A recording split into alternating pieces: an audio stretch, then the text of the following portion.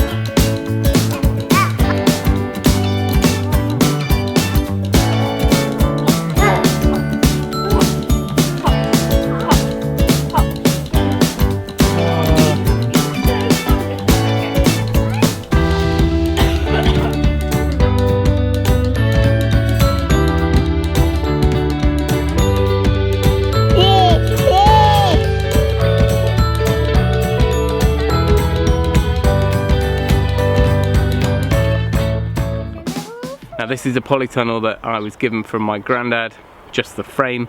I've had it for 8-9 years, never put it up. Bought the polythene for it a couple of years ago, never put it up. But finally we're going to find some space for putting it up and making the most of it this season. So first job is to find all the bits, lay them out, make sure we've got enough timber to do the base rails, and then we'll make a start.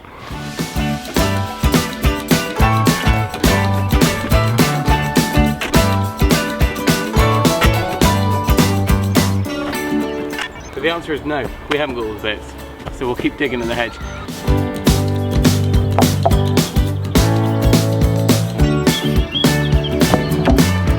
So the way we're going to build this is somewhat different from if you were buying an off-the-shelf version. I do have some of the bits. I'm short of one section of rail, the metal rail, so I need to try and find that in a hedge somewhere.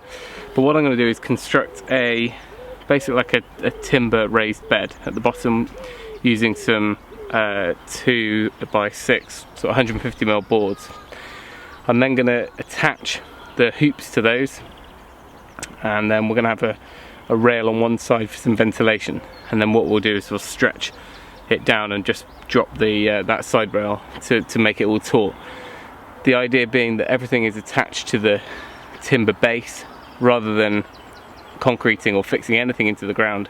So I've managed to weed through our scrap wood pile and find most of the bits we need, but I think we're short by a couple. We need to build doorways at the end. I'm going to build this end, one end from this treated kind of 4-inch. So I need one more upright here, and then the other end I found some 3-inch treated timber. And then if we do need shorter lengths for trimming out the ends, then I'm pretty sure we've got them there. Right, so pop and get those bits, get back, and make a plan of action. Right, so I'm back with the wood. Got some kind of 2x4 type material for the doors. Right, so the very first job is just going to be clear down the area. Unfortunately, it's where we're like sifting all the soil, so there's a load of junk to move first, and then hopefully we'll end up with a fairly flat base. We're going to make it mobile anyway, so we don't need to prepare it perfectly yet, but it needs to be flat to work on.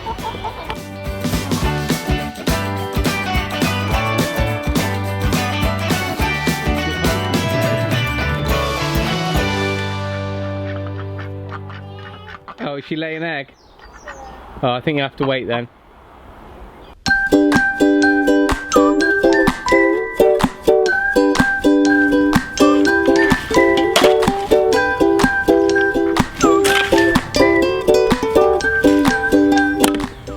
Get to the point now where I'm worrying that we're not even going to get half of the polytunnel up today. We've got just all this soil. It's just riddled with hap vineweed, and decided to try and shift most of it now. I'm actually throwing it straight into the chicken run. They'll pick through it. Nothing's really going to grow in there because they'll eat any shoots. But I also don't want to be doing this once the polytunnel's up and be throwing a spade around next to a polytunnel. So I think it's probably wise to get it done now, but it's just one of those annoying things where you know it's the right thing, but it's not the most fun thing.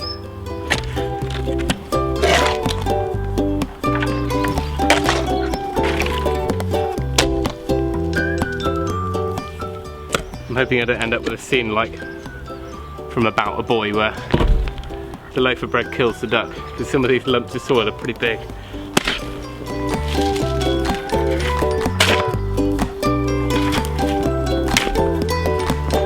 They're already getting to work on that.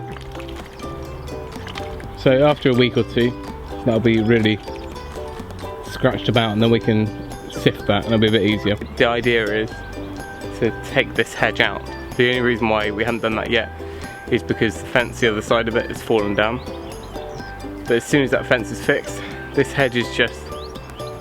I prefer a hedge, to look at a hedge than a fence, but there's nearly 6 foot of land between the depth of the hedge and the space the other side. So there's actually space there to move this polytunnel up against that new fence, which reveals all of this land here, which is more space for growing. Prep to the ground. We're now gonna put some weed fabric down. There's no way I can be picking bindweed out of the soil all day, every day during the summer. So I've got some of that. I had planned to plant in the ground within the polytunnel, but I think for the first year or two, we just got to cover all these weeds and just kill them off. So I'm going to put some matting down over the whole lot, and then we can still move the polytunnel around on top of that, and we'll just have to grow everything in planters or buckets this year.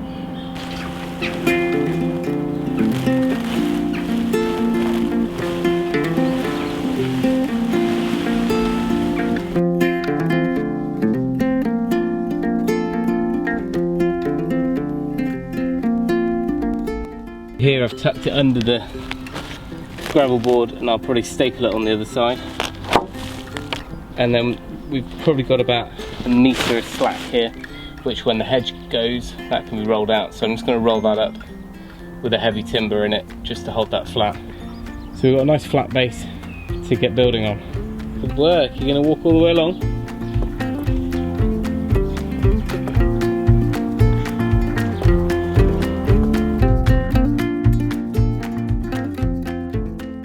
We've got our timbers now. I managed to salvage these from one of the old raised beds. Do you want to sit on here? Do you want to sit down on there? No, don't just hit it. These to the width of the polytunnel, and then the side ones will screw to those. We'll build the frame first.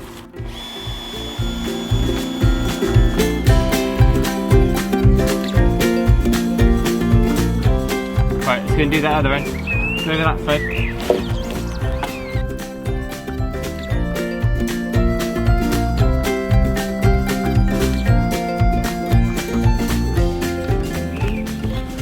Alright, so I put one in just to check, and the nice thing, because they spring out naturally, so this is holding the vertical sections really nice and straight. So we've got the right width.